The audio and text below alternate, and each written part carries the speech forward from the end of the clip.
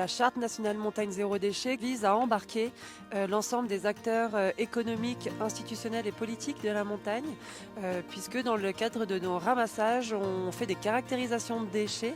Et ces caractérisations de déchets nous permettent de faire un diagnostic de la pollution sauvage et en fait on arrive à clairement identifier que les déchets sauvages en montagne, c'est pas que l'affaire des touristes, c'est pas que la responsabilité des touristes qui viennent dans nos montagnes, c'est aussi et surtout la responsabilité de l'ensemble des acteurs des territoires de montagne. Dans le cadre de la démarche zéro déchet, pour la station du Grand Bornand, donc il y a un certain nombre de choses qui sont mises en place. Par exemple, à très court terme, dès la semaine prochaine, on organise des journées de ramassage de déchets sur les domaines nordiques et alpins. Pour 80 ramassages, avec extrapolation, on arrive à 140 tonnes de déchets par an disséminés dans les territoires de montagne.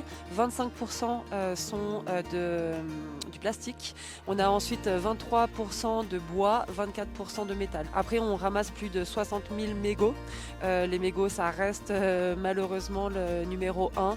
On retrouve des dizaines de milliers de matériaux de chantier comme du polystyrène, voilà, tout type de déchets. Cannes, on est un acteur des travaux dans le BTP. On va travailler aussi bien pour l'industrie que pour le risque naturel ou que pour des travaux en montagne, comme des remontées mécaniques ou des passerelles himalayennes. Du coup, tout l'enjeu, c'est de gérer nos chantiers pour avoir un impact positif sur notre environnement de travail et limiter au maximum les risques. Ça passe par l'engagement de toutes les équipes et aussi à la sensibilisation au niveau du terrain.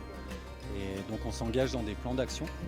Et justement, le travail avec le cluster montagne ou Mountain Rider, ça a été de déterminer un plan d'action qu'on suit pour limiter l'impact du chantier.